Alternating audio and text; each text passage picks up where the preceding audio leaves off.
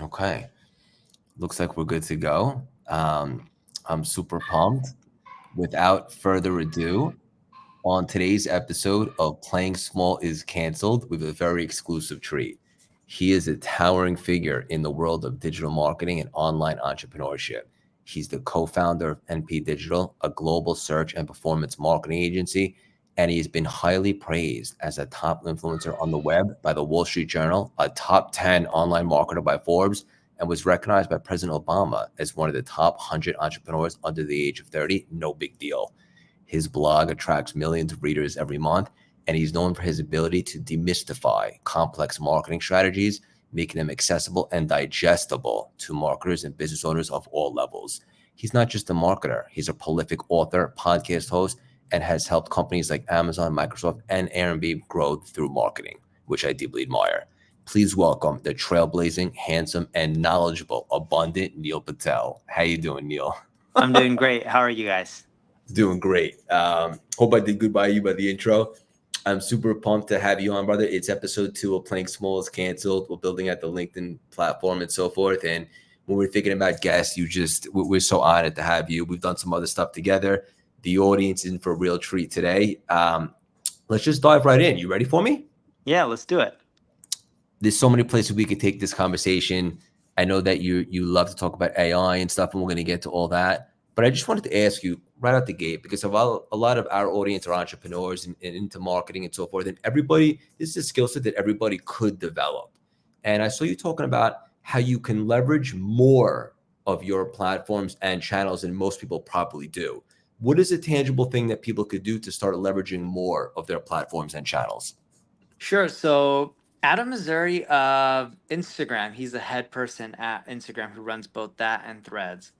He ended up putting something out there on Threads talking about followers aren't as important of a metric. What's more important are things like likes, shares, comments, right?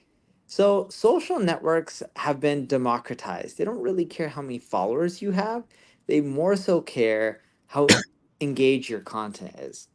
The problem with most social networks is if you post a lot of crap content, it hurts your future reach.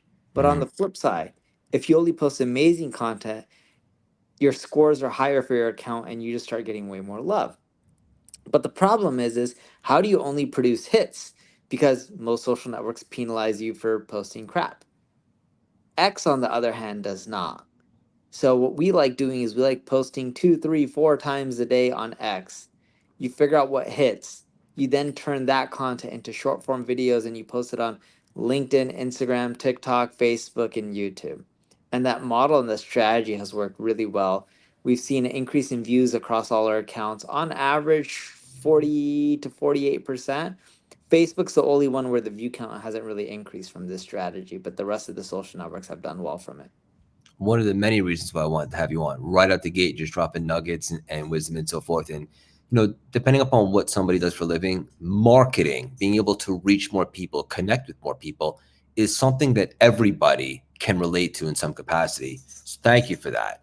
Um, Again, so many places we could take this. I wanted to ask you this kind of a loaded question. I know you could probably geek out on this for a while, but what are you most excited about and love right now about AI? Sure. So let me first break down what I hate about AI right now. Please. We did a study. So we took, I don't know how many blogs. I think it was like was it 60 something, 70 blogs? I forgot the exact count. We took a more than a handful of blogs or websites. We published both human written content and AI written content. The human written content, after a period of 5 months, was on average seeing 5 times more traffic than the AI content. All right. So what my biggest issue with AI is people are just cranking out a ton of mediocre content, which is, you know, content's already a competitive space. Over 4 billion pieces of content are published each day, majority images, videos is a big one as well. Um, Text adds up as well. But we have too much content. It's not that we want, as users, more content, we want more quality content, and that's what we lack. That's my biggest pet peeve with AI is it just produces a lot of crap quality content. But I do love AI and I'm excited for a few things. One, over time, the content quality will increase in quality. Two, people will learn how to use better prompts, which will then increase the quality of the output. The third big one that I'm really excited about with AI is its researchability. So, for example, we work with a company called University of Technical Institute. They're a college. We won lots of awards for our marketing campaign with them. And the reason being is we use AI to do research for all the cities, around their campuses. Use that, had humans help, crank out content around it, save us a lot of time, and we saw their traffic spike up like crazy. It wasn't AI created content; it was AI that helped us do the research, and then humans created the content. Mm. I'm also excited with AI because of what it can do with video and images. I just think people are really overestimating what AI can do for them in the short run, but in the long run, they underestimate it. And it's going to take, you know, 2, 3, 4 years before we're really seeing some amazing magic with AI. Like MyGen is really cool where it can translate this video and dub our voices into, Spanish, Portuguese, French, you name it. Is it perfect? No, it's pretty good. You give it a year or two, a lot of these apps and solutions will be amazing. Do you think that AI is one of those, like, we'll look back years from now and this is one of those huge game changers where the world was never quite the same, almost like the introduction of the internet? Yes, I do.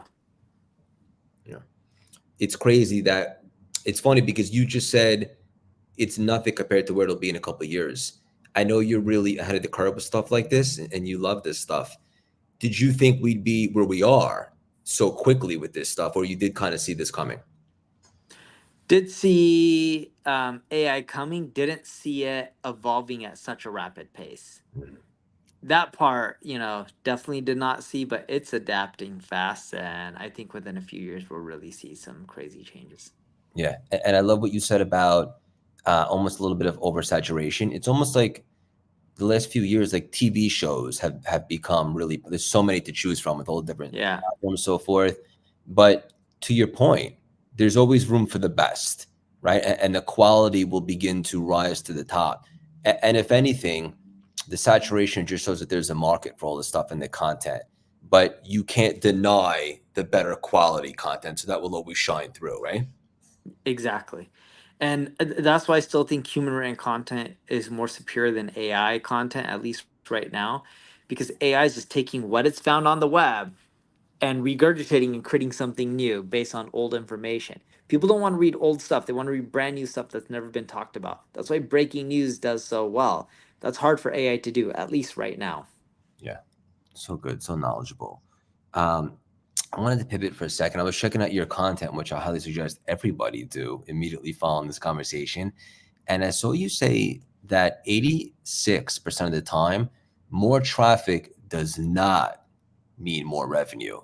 I thought that was pretty profound. Why is that? And what exactly do you mean by that? Yes, when we were looking at a lot of data, when we were analyzing websites, everyone's focusing on getting more traffic. People want more likes, more shares, more traffic to their sites. They want more engagement. But what we're seeing is if you don't have a strategy in place and you're just optimizing to get more traffic, even if it's within your industry, in most cases, it doesn't convert into more revenue.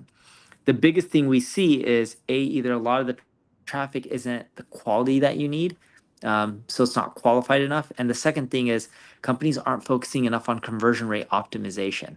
They focus on getting the traffic, but not converting it into revenue. Interesting. And on that note, when it comes to conversion, I saw you say that something so simple as adding PayPal to your checkout helps a great deal in conversion. Is that right? That's right. It's somewhere like 16 to 18% we typically see increase in new signups. That's pretty significant. Um, there's a lot of people in our community and so forth that have products or services that they put out there, which is beautiful.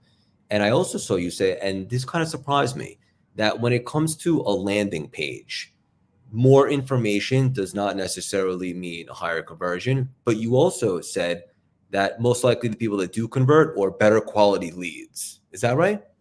That's right. So we've run a lot of tests on this, and we typically see when a landing page offers more information, their total lead count goes down, but their sales reps close at a much higher rate, and we usually see overall revenue increase.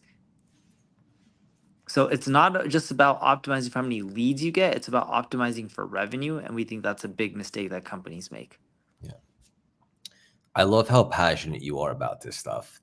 I just wanted to ask you, like, how did you even get into this world? Was this something you were always curious about, or how did you even get here?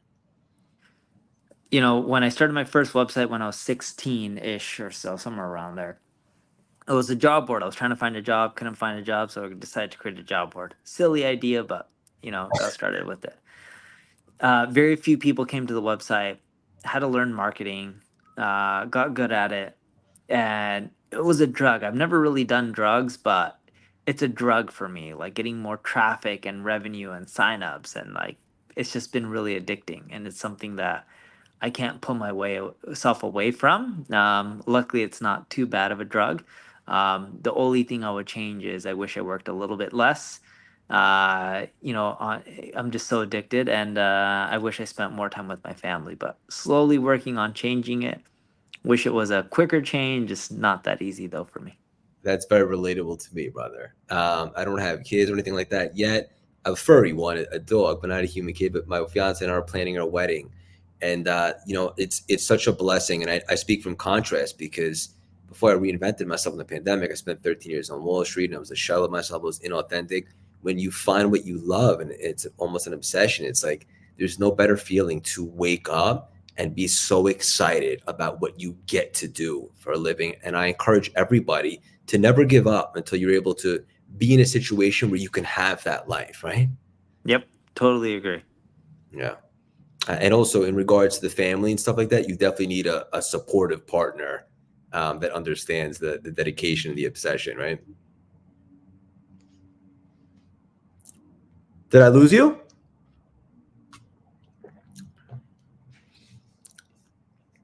Can you hear me? A minor technical difficulty. For some reason, I can't hear you.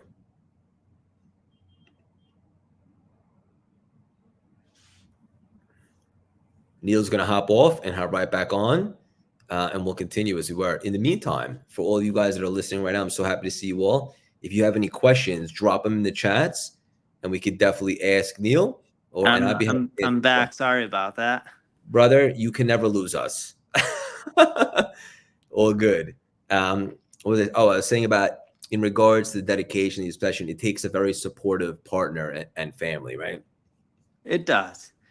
What's funny enough is I've been an entrepreneur for 22-ish years now, Crazy, going crazy. on 23. I did better off post marriage than pre marriage.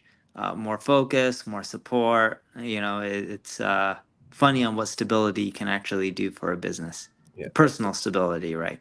there's an awesome life lesson right there. So good. Building a brand. That's something that's very exciting, very sexy these days. And you said something along the lines of that it takes 6 years to really build up your brand. Is that right? I think it takes 6+ years. You can see results in a few years. In 6 years, it really starts kicking in, but you really start seeing results 10+ years. Most people aren't patient and aren't willing to go 10+ years. But it doesn't take 10 years to see results. You usually see some results in the first few years. By year 6, you're seeing some good results, but it really kicks in 10+ years. I love that advice. And I think that's so critical for everybody listening. And one of the many profound things that our mutual friend, Uncle Dave, has taught me is about the power of building a brand is that it's always compounding, right? So let's just say 3.5 years into it, we've had a good amount of success. If you continue to do everything right and you're super consistent and you're willing to adapt, it should take you half the time from here on out to double the reach and impact. Do you agree with Yep. that? I totally agree. It really does compound, assuming you keep putting in the effort. Yeah. Some people take their foot off the pedal after a year or two. Yeah, I love it. I'll take a quick question from a live question from the audience as well. And so Aaron wrote, how do you get someone's attention in the scrolling culture these days? I also, maybe this is the right answer, maybe not, but you talk about how important the hook is and so forth. But I'll give you a chance to answer the question. You were spot on. So I was actually going to talk about that. So David Ogilvy would say you spend 80 cents on the dollar, with your title, your first line, your hook, whatever you want to end up calling it. It's what can you say that just grabs people's attention. Most people don't realize this, but a goldfish actually has a longer attention span than a human. That wasn't the case before. But TikTokification has made it where we all just want to keep scrolling and swiping, and it's made it where we have shorter and shorter attention spans. So you got to hook people within the first, I would say, sentence. And you don't have to use like clickbait, like the 7 benefits of green tea. Number 6 will shock you. Being real, funny enough, hooks people better from what we've seen than trying to use like those clickbait titles. That's first of all very insightful, and also like for me, I try not to do too much scrolling unless there's an intentionality behind it, because you could definitely go down the rabbit hole. But typically in like, I don't even know, maybe 3 seconds, feel someone's energy, or they say something that really grabs you, which would incline you to continue watching, right? Exactly. And I'll give you a prime example of this, okay? So I Sure. put out 2 tweets today, or posts on X, whatever you want to end up calling it. And the first one, all right, has a great hook. The head of Instagram reveals the truth about follower count. That's clickbaity, right? It's been around for 3 hours now. It got 1,900 views. My tweet that I put out after, it's a little bit more than an hour old. My favorite marketing strategy still to this day is giving away something for free. Not really punchy or catchy, not evoking curiosity, and that has 7,700 views in a little bit more than an hour. Just shows that you don't need to always try to like dupe people or trick them, just to hook them. Straightforward. It's simple, but it's not easy. Sometimes people tend to overcomplicate things, right? Yes, and like another thing that we've seen do really well, lo-fi content.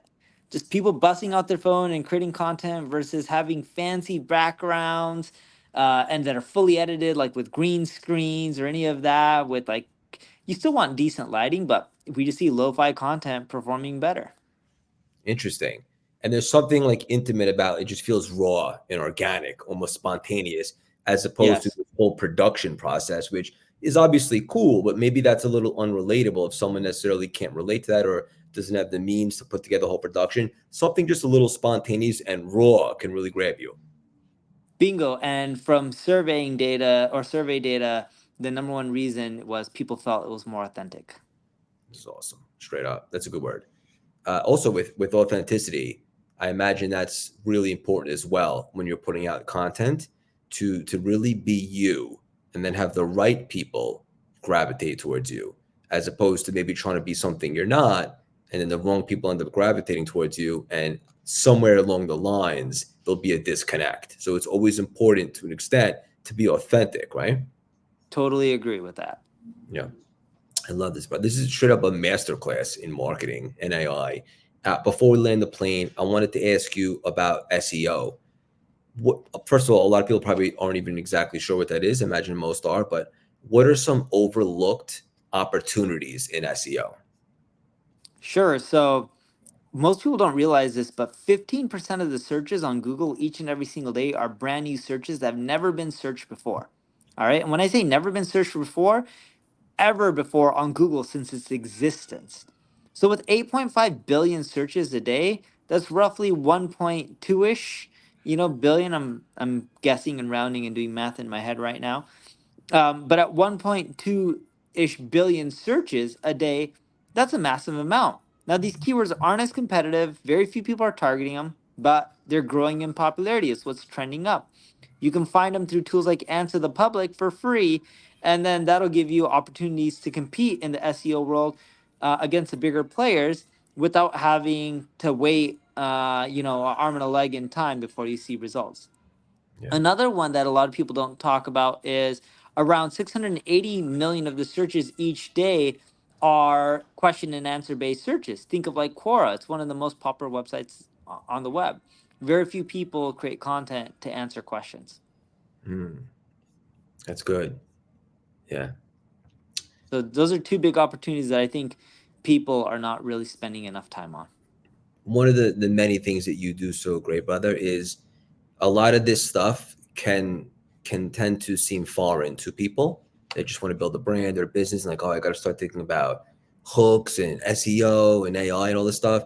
But you make it so digestible so that anybody can really comprehend this, break it down, and then apply it. You're really good at that. I imagine I'm not the first person to tell you that. Thank you. Yeah. Of all the really cool things that you have going on right now, what are you personally most excited about? My ad agency, NP Digital, spending a lot of time on it. And I think there's opportunity to create one, really large global ad agency that focuses on cutting edge marketing techniques and provides amazing results to companies. Love it. Straightforward. And the last nugget for aspiring entrepreneur coming up right now, what piece of advice might you have for them that maybe you didn't know or that you had to figure out, or maybe just a mindset that they should really understand before getting on the journey? The riches are not in the niches. When people tell you that, it's far from true. The riches are in big, massive markets. It's easier to gobble up 0.1% of a really massive market than it is to gobble up 100% of a niche market. And it takes roughly the same amount of effort to build a business and market in a niche as it does in a big market. So might as well go for the big market where you can swing for the fences and hit home runs. I love it. This is too good. And we'll put all that stuff in the show notes, stuff that you have going on. Before we wrap up, maybe 1 minute of 1 or 2 word rapid fire trivia. You ready for me? Yeah. Let's have some fun. Neil, your favorite movie? Top Gun. Which one? 1 or 2? They're both good, but I prefer one over two. They're both great. Fair enough. Your last meal on Earth would be? Either a sandwich or a taco. I'm a simple guy. Fair enough. Your favorite guilty pleasure? Ice cream. What flavor? Either mint and chip or chocolate chip. Love it. Your favorite workout? I do high intensity interval training almost every single day. Love it. Your favorite book? It's an old book. It's called Don't Make Me Think. It's a book about usability, web design, and the reason I think this is important is people try to make their flows and their websites too complex. Oh, the book is really old, but a lot of the principles and concepts are still valid today. Love it. And the last one, very, very deep. Your favorite musician? Oh, favorite musician. I don't have one, but when I was a little kid, I used to love listening to Tupac all the time. I haven't listened to his songs in ages, so Same, same. It feels like a different lifetime ago, but the same. yeah. Great stuff. This was so much fun, brother. Thank you for hopping on and dropping these priceless, juicy nuggets straight up. This was a masterclass in all things marketing, SEO, conversion, and AI, and all that stuff. And just love to do so much more with you. And we'll put all the stuff that you have going on in the show notes. And thank you again. Thanks for having me. Hang up for 1 second. I'm going to connect with you after, brother. Playing Small is canceled, episode 2 in the books.